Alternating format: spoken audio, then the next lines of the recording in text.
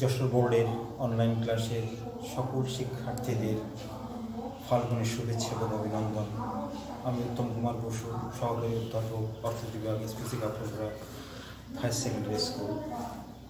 আমরা গত ক্লাসে আলোচনা করেছিলাম উৎপাদন এবং উৎপাদনের উপকরণ নিয়ে। আজকে আমরা আলোচনা করব উৎপাদন অপেক্ষক নিয়ে। যে আমরা বিগত ক্লাসে আমরা আলোচনা করেছিলাম যে অপেক্ষকটা কি। যে অপেক্ষক হচ্ছে একটা স্বাধীন এবং অধীন চলকের গাণিতিক যে প্রকাশ, সেটাকেই আমরা অপেক্ষক বলে থাকি। অর্থাৎ স্বাধীন চলক এবং অধীন চলকের মধ্যে যে নির্ভরতার সম্পর্ক, তাকেই অর্থনীতি বলা হচ্ছে বা গণিতে বলা হয় অপেক্ষক। এই সূত্র ধরেই অর্থনীতি আমরা উৎপাদন অপেক্ষক এই বিষয়টা নিয়ে আমরা এখন আলোচনা করি। যে আমরা জানি যে উৎপাদন কয়েকটা বিষয়ের উপর নির্ভর করে। এই বিষয়গুলো তথা উপকরণ, এই উপকরণের পরিবর্তন সাপেক্ষে উৎপাদন পরিবর্তিত হয়। এখন এই যে উপকরণ, এই উপকরণগুলো হচ্ছে স্বাধীন চলক আর উৎপাদনটা হচ্ছে অধীন চলক। তাহলে এই যে স্বাধীন যে চলক এবং যে উপকরণ এবং এই যে অধীন চলক যেটাকে হচ্ছে উৎপাদন, এর মধ্যে যে গাণিতিক সম্পর্ক যেটাকে এর দ্বারা আমরা প্রকাশ করি, সেটাই হচ্ছে উৎপাদন অপেক্ষক। যে উৎপাদনের যে উপকরণ, সেই উৎপাদনের উপকরণকে সাধারণত আমরা পাঁচটা ভাগে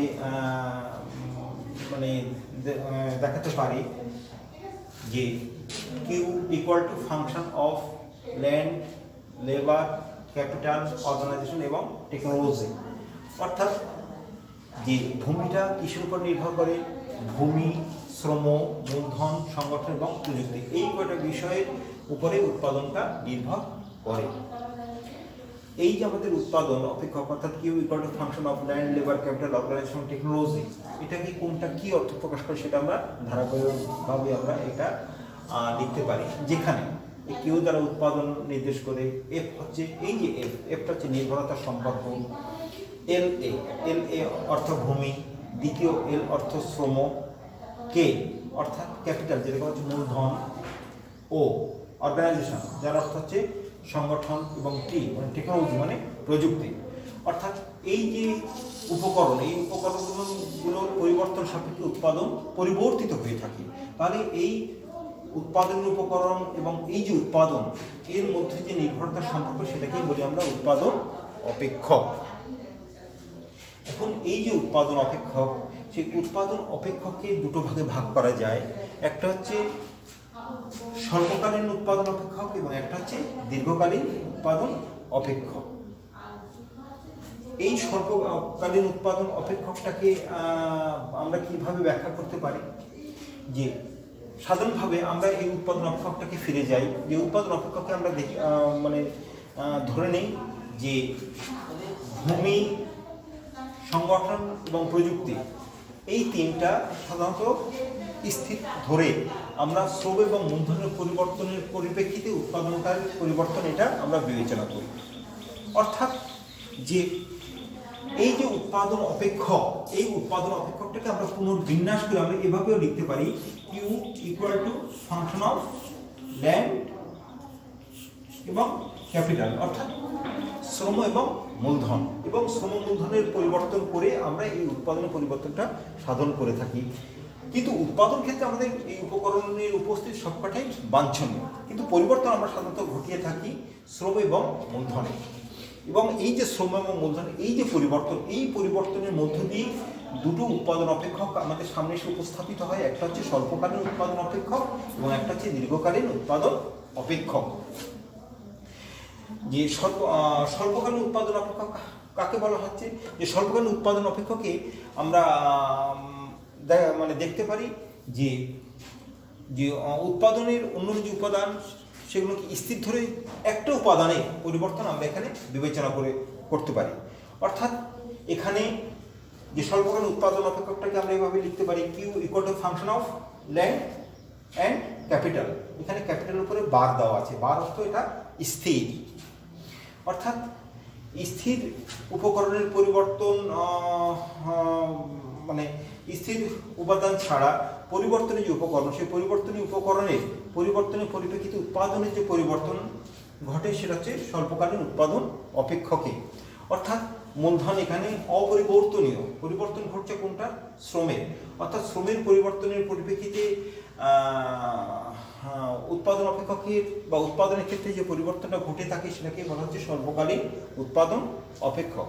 যে স্বল্পকালীন উৎপাদন অপেক্ষকটাকে তাহলে আমরা কীভাবে লিখলাম যে Q equal to function of land and capital. এখানে ক্যাপিটালটা স্থির, যেটাকে উপকারে বার চিহ্ন দিয়ে প্রকাশ করা হয়েছে। তাহলে দেখা যাচ্ছে স্বল্পকালীন উৎপাদন অপেক্ষকে দুটো উপাদান থাকছে, একটা হচ্ছে স্থির উপাদান এবং একটা হচ্ছে পরিবর্তনীয় উপাদান। অন্যদিকে দীর্ঘকালীন উৎপাদন অপেক্ষক কাকে বলা হচ্ছে? যে দীর্ঘকালীন উৎপাদন অপেক্ষক বলতে আমরা সেই উৎপাদন অপেক্ষককে বুঝে থাকি যেখানে কোনো উপাদানই স্থির থাকে না, সমস্ত উপাদানই হচ্ছে পরিবর্তনীয়। অর্থাৎ আমরা অপেক্ষকটাকে এভাবে প্রকাশ করি Q equal to function of land and capital. অর্থাৎ এখানে ক্যাপিটালের উপরেও কোনো বার চিহ্ন নেই, এলের উপরেও কিন্তু কোনো বার চিহ্ন নেই। অর্থাৎ এখানে এই যে দুটো উপাদানই এখানে মানে পরিবর্তনযোগ্য আর কি। তাহলে আমরা দীর্ঘকালীন উৎপাদন অপেক্ষকটাকে এভাবে ব্যাখ্যা করতে পারি যে যে উৎপাদন অপেক্ষকের সকল উপাদানই বা সকল উপকরণটাই হচ্ছে পরিবর্তনযোগ্য, সেই উৎপাদন অপেক্ষকটাকেই আমরা বলি দীর্ঘকালীন উৎপাদন অপেক্ষক। এই দীর্ঘকালীন উৎপাদন অপেক্ষকে কোনো উপাদানই স্থির নয়, সকল উপাদানটাই হচ্ছে পরিবর্তনীয়। তাহলে আমরা এই স্বল্পকালীন এবং দীর্ঘকালীন এই দুটো উৎপাদন অপেক্ষকের পার্থক্যটা আমরা এভাবে ব্যাখ্যা করতে পারি যে প্রথমে সংজ্ঞার দিক থেকে যদি আমরা বিবেচনা করি যে স্বল্পকালীন উৎপাদন অপেক্ষক বলতে আমরা সেই উৎপাদন অপেক্ষককে বলে মানে বুঝে থাকি যে উৎপাদন অপেক্ষকে স্থির উপাদানের পরিবর্তন ছাড়াই পরিবর্তন উপকরণের পরিবর্তনের মধ্য দিয়ে যে উৎপাদনটা সাধিত হয় সেটাকে বলা হচ্ছে স্বল্পকালীন উৎপাদন অপেক্ষক। অন্যদিকে যে উৎপাদন অপেক্ষকের সকল উপাদানই হচ্ছে পরিবর্তনীয়, সেই উৎপাদন অপেক্ষকটাকে বলি আমরা দীর্ঘকালীন উৎপাদন অপেক্ষক। দ্বিতীয়ত উপাদানের প্রকৃতি। যে স্বল্পকালীন উৎপাদন অপেক্ষক অর্থাৎ এখানে যে কি করে ফাংশন অফ এল কে, এখানে যে উপাদান এল এবং কে, এখানে কেটা স্থির, এলটা হচ্ছে পরিবর্তনীয়। অর্থাৎ স্বল্পকালীন উৎপাদন অপেক্ষকে উপাদানের প্রকৃতি একটা হচ্ছে স্থির এবং একটা হচ্ছে পরিবর্তনীয়। অন্যদিকে দীর্ঘকালীন উৎপাদন অপেক্ষকে যে উপাদান সবটাই হচ্ছে পরিবর্তনীয়, এখানে কোনোটাই স্থির নয়। অর্থাৎ এখানে এলটাও পরিবর্তনীয়, কেটাও পরিবর্তনীয়। তৃতীয় যে পার্থক্য, সেই তৃতীয় পার্থক্যটাকে আমরা চিত্রের মাধ্যমে মানে প্রথমে সংজ্ঞার মাধ্যমে এভাবে প্রকাশ করতে পারি যে স্বল্পকালীন উৎপাদন মানে অপেক্ষকের মাধ্যমে পরিবর্তনীয় উৎপাদন বিধি প্রকাশ করা হয়ে থাকে। অর্থাৎ এই যে স্বল্পকালীন উৎপাদন অপেক্ষক, স্বল্পকালীন উৎপাদন মানে অপেক্ষকের মাধ্যমে এই যে পরিবর্তনীয় উৎপাদন বিধি, এই পরিবর্তনীয় উৎপাদন বিধিতে এখানে প্রকাশ করা হয়ে থাকে। অন্যদিকে দীর্ঘকালীন উৎপাদন যে অপেক্ষক, সেই দীর্ঘকালীন উৎপাদন অপেক্ষকে আমরা মাত্রাগত যে উৎপাদন, অর্থাৎ এই যে মাত্রাগত উৎপাদন এটা প্রকাশ করে থাকি। অর্থাৎ এখানে দেখতে পাচ্ছি যে প্রথমেই Q equal to function of L K, যে তারপর হচ্ছে কি ক্রমবর্ধমান হতে পারে, সমানুপাতিক হতে পারে বা ক্রমহ্রাসমান হতে পারে। তো যাই হোক, যে মানে পরিবর্তিত যে মানে উৎপাদন, সেই পরিবর্তিত উৎপাদন অর্থাৎ Q1 ইকুয়াল টু ফাংশন মানে F1 equal to L1 K1। অর্থাৎ দীর্ঘকালীন উৎপাদন অপেক্ষকটাকে আমরা মাত্রাগত মানে উৎপাদন দ্বারা প্রকাশ করি। অন্যদিকে স্বল্পকালীন যে উৎপাদন অপেক্ষক, সেই স্বল্পকালীন উৎপাদন অপেক্ষকটাকে আমরা প্রকাশ করি কি দিয়ে? পরিবর্তনীয় উৎপাদন অনুপাত বিধি দিয়ে আমরা এটা প্রকাশ করে থাকি।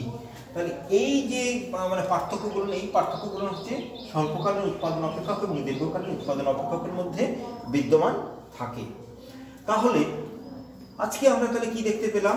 যে আজকে আমরা দেখতে পেলাম যে উৎপাদন অপেক্ষক, সেই উৎপাদন অপেক্ষকটা কি? যে উৎপাদন অপেক্ষককে আমরা এক কথায় বলতে পারি যে উৎপাদনের যে উপকরণ এবং উৎপাদনের মধ্যে যে গাণিতিক যে ক্রিয়াগত সম্পর্ক, সেই গাণিতিক ক্রিয়াগত সম্পর্ককে বলা হচ্ছে উৎপাদন অপেক্ষক, যেটাকে আমরা এভাবে প্রকাশ করতে পারি Q equal to function of land, labour, capital, organisation and technology.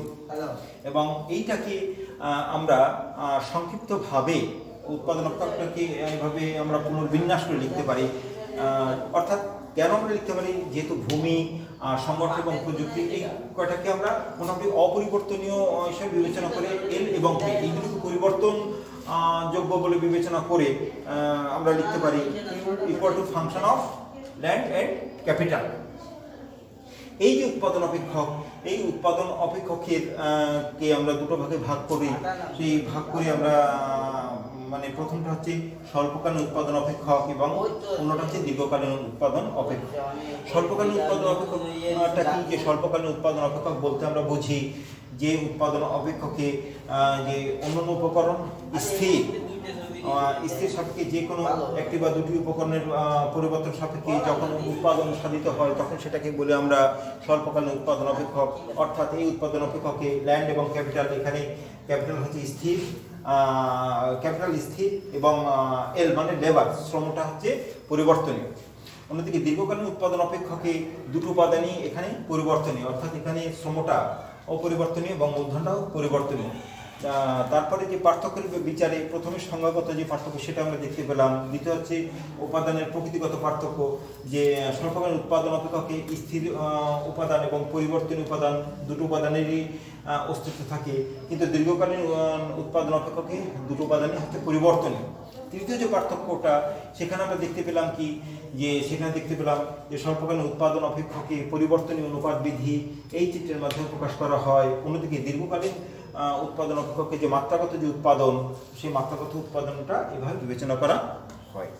তাহলে যে আমাদের এই উৎপাদন অধ্যায়ে এই বিষয়টা আমাদের সবসময় খেয়াল রাখতে হবে যে উৎপাদন অপেক্ষক কী বা স্বল্পকালীন বা দীর্ঘকালীন উৎপাদন অপেক্ষক কী। এই কেননা স্বল্পকালীন এবং দীর্ঘকালীন উৎপাদন অপেক্ষকের উপরে যে পরবর্তী আমরা যে বিষয়গুলো আলোচনা করব, যেটা হচ্ছে পরিবর্তনীয় অনুপাত বিধি বা মাত্রাগত উৎপাদন, এই বিষয়গুলো থাকবে। এবং আগামী ক্লাসে আমরা মোট উৎপাদন, গড় উৎপাদন এবং প্রান্তিক উৎপাদন এই বিষয়টা আমরা আলোচনা করব।